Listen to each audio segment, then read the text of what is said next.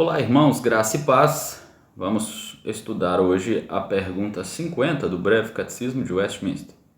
Quero lembrar aos irmãos que nós estamos em uma sessão que refere-se aos 10 mandamentos e nós estamos estudando o segundo mandamento. A pergunta 50 diz assim: que exige o segundo mandamento? Quais as exigências do segundo mandamento? A resposta do Breve Catecismo é que o segundo mandamento exige que recebamos, observemos e guardemos puros e íntegros todo o culto e ordenanças religiosas que Deus instituiu em sua palavra. Veja bem, o segundo mandamento está tratando de não fazer nenhuma imagem e, obviamente, não prestar culto a elas. Não faça imagens e não preste culto a elas, é o que diz o segundo mandamento. Mas a ideia que está embutida na ordenança de não fazer imagens para adoração é que tudo aquilo que se refere à adoração, a culto a Deus, deve ser extraído da palavra dele, que ele instituiu como ordenança, como algo que se deve receber, guardar e observar para prestar um culto agradável a Deus. Veja que Deus, ele com a sua palavra, ele criou todas as coisas, ele governa todas as coisas, sustenta e também prescreve, ordena a maneira de adorar. Isso é uma questão lógica. O nosso Deus é o Senhor dos senhores, ele é o Rei dos reis, ele é o único digno de toda adoração, de todo culto. Então, nosso culto deve ser de acordo com o que ele estabelece na sua palavra. Veja Deuteronômio capítulo 12, verso 32, que diz assim: tudo que eu te ordeno observarás, nada lhe acrescentarás, nem diminuirás. Então, o nosso culto ele segue um princípio regulador. Esse princípio regulador vem do próprio Deus, é ele que regula a maneira a qual devemos adorá-lo. Claro que há muitas coisas que não estão expressamente ordenadas na Escritura em relação a culto. Vou te dar um exemplo bem simples. O horário de culto.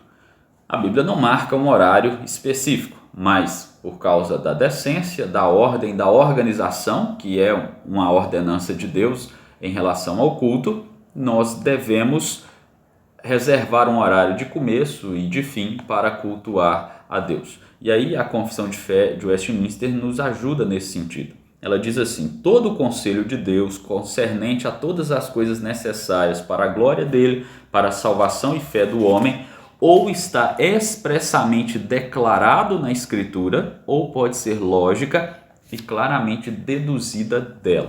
Então nós não temos ordenanças, por exemplo, quanto ao horário de culto, mas nós logicamente deduzimos da Escritura Sagrada que precisa ter um horário de começo, de fim, um horário que seja acessível às pessoas e por aí vai. Isso é só um exemplo para a gente pensar que a exigência do mandamento é seguir a palavra de Deus na prestação de culto a Ele, de adoração a Ele. É uma exigência que o mandamento impõe, porque não é circunscrito apenas à questão de não fazer imagens e adorá-las. É tudo o que se refere a culto, a adoração a Deus, precisa ser observado, não de acordo com a imaginação do homem. A gente vai falar mais sobre isso na semana que vem, na pergunta 51, mas referente ao que Deus instituiu em sua palavra. É assim que nós guardamos puros e íntegros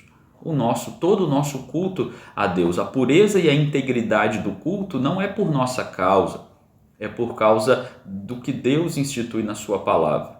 Claro que o nosso culto, mesmo com todo o cuidado, com toda a devoção da nossa parte, ele é imperfeito, porque ele é fruto de lábios impuros.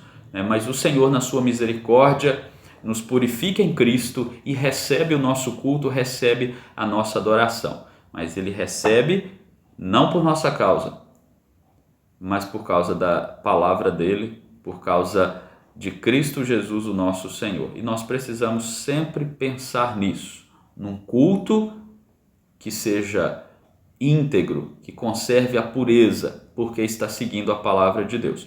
Por isso que você não vai encontrar na igreja presbiteriana, no nosso culto, alguns elementos que são estranhos à ordenança ou que pode ser logicamente deduzido da Escritura Sagrada. Então, quando você vem cultuar, você olha e fala assim, por que a igreja presbiteriana é assim, a sua liturgia, o seu culto, as suas partes ali em culto a Deus? Por que é assim? É porque nós estamos buscando sempre cultuar a Deus da maneira que Ele instituiu na sua palavra.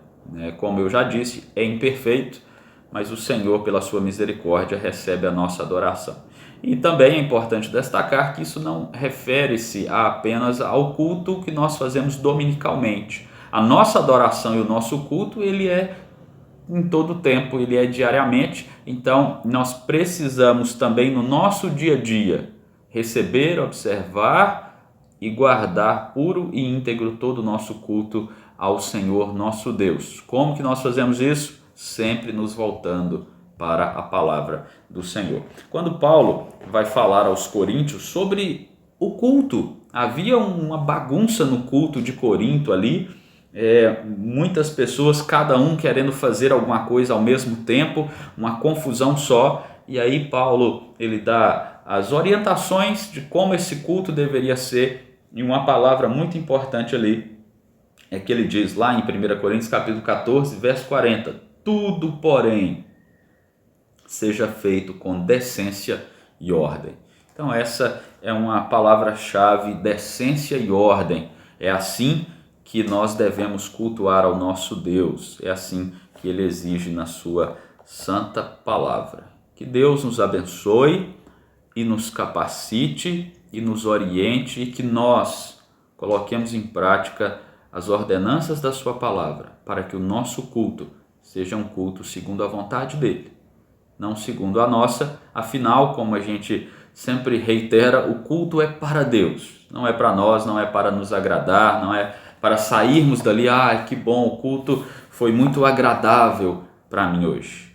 Não, o culto é para Deus, então ele deve ser para agradar, glorificar, exaltar e adorar ao nome do Senhor. Esse deve ser o nosso objetivo em todo o tempo. Que assim Deus nos abençoe e que preservemos puros e íntegros todo o nosso culto ao Senhor, mediante a instrução da sua palavra. Amém.